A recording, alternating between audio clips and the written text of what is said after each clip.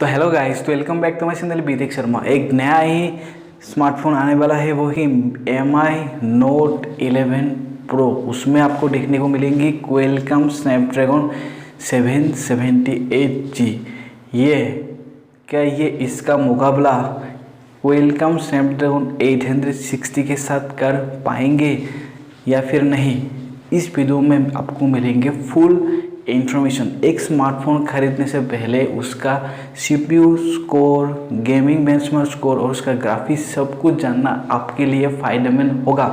अगर आप एक स्मार्टफोन प्रोसेसर का कंपेयर देखना पसंद करते हो तो चैनल को भी सब्सक्राइब कर लेने का। तो सबसे पहले बात करेंगे आखिर दोनों चिपसेट का सिमिलरिटी क्या है।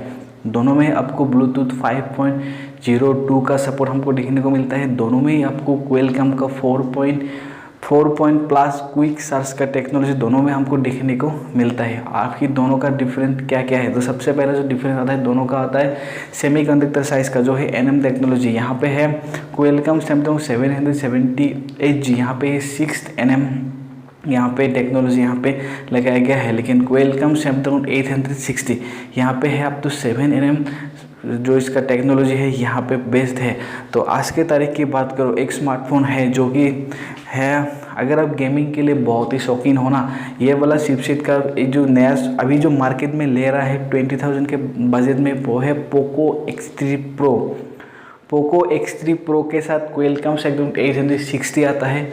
आज के तारीख में दुनिया में से सबसे बेस्ट मोबाइल है गेमिंग के लिए अंडर 20,000 बजट में।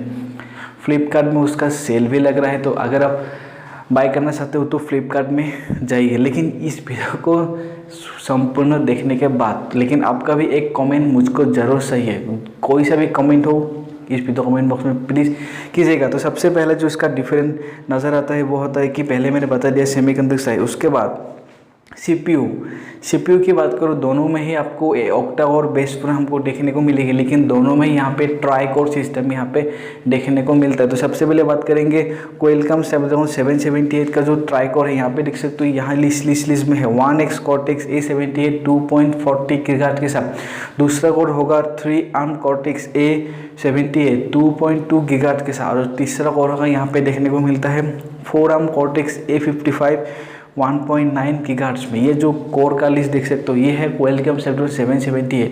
और ये जो हीरो में इसलिए कह रहा हूँ कि इसका प्राइस बहुत कम है, जो हमको देखने को मिलता है, जो 18,000 रुपीज़ है, जो मैंने अभी फ्लिपकार्ट में कहा। तो क्वालकॉम स्नैपड्रैगन 860 का जो CPU की बात करो, वहाँ का 1X Cortex A76 2.96 GHz में यहाँ पे जो मैक्सिमम कोर है यहाँ पे रन करता है। देख के और दिखा के, मैं खुद भी देख रहा हूँ और यहाँ पे स्क्रीनशॉट आपको भी दिखा रहा हूँ जो आपको हमेशा याद रहे। तो यहाँ पे देख सकते हो इसका पहला कोर। दूसरा कोर में देख सकते हो 3ARM Cortex A76 2.42 GHz के साथ और 4ARM Cortex A55 1.80 GHz में।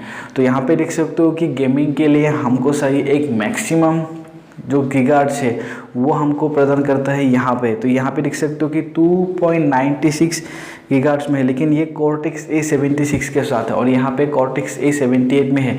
तो Cortex A76 से Cortex A78 में पावर ज़्यादा है, लेकिन जो इसका CPU गीगाहर्ट्ज़ है वो भी अगर मैं रेंडर करूँ तो अभी तक तो यहाँ पे MI Note 11 Pro यहाँ पे ये चिपसेट आएगा, उसका भी अभी गेमिंग टेस्ट हुआ नहीं है।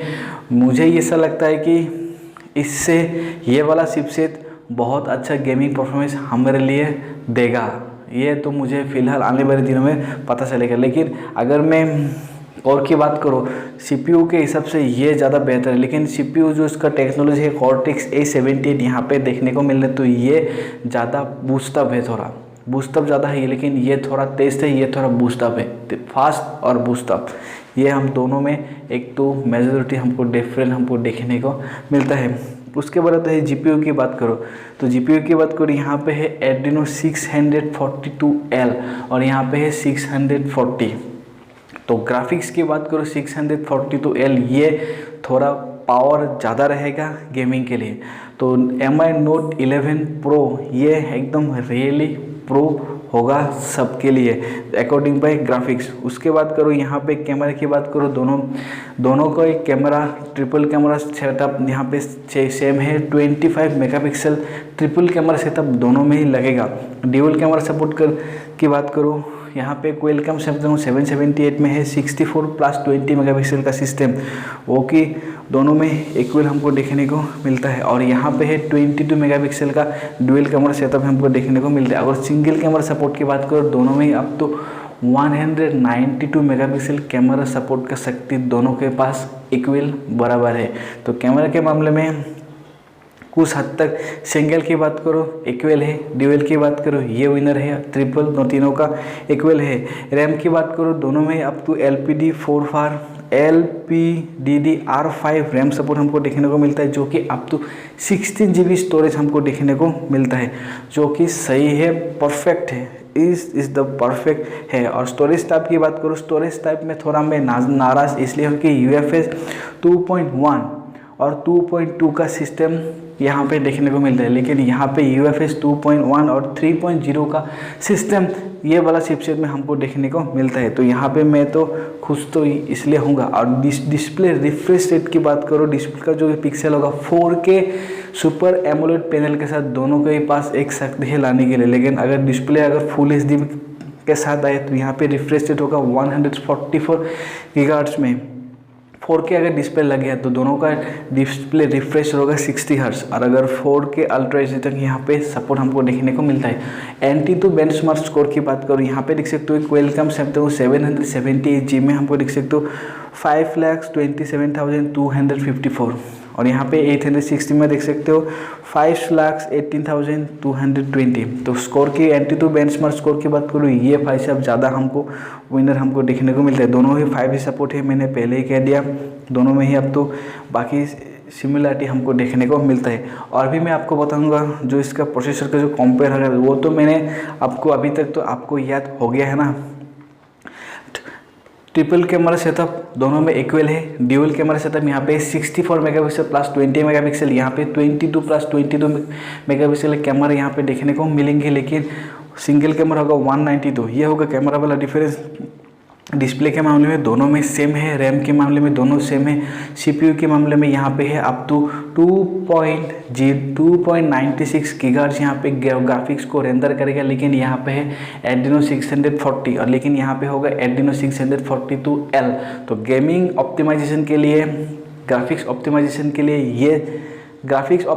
के लिए ये सही रहेगा, गेमिंग फ्रीक्वेंसी के लिए जो रेंडर के लिए ये सही रहेगा। आखिर में जो मेन बात होगा ना, मैं सबसे ज़्यादा इम्प्रेस इसलिए हो कि अगर कोई स्मार्टफोन हमारे लिए कम प्राइस में अच्छा सा जो फीचर्स लाए वही होगा आखिर वाला विनर। इसलिए मैं कह रहा हूँ कि क्वालकॉम स्नैपड्रैगन का ये 860 18,000 के बजट में जो हमको PUBG वाला सभी मूड हमको देखने को मिलता है।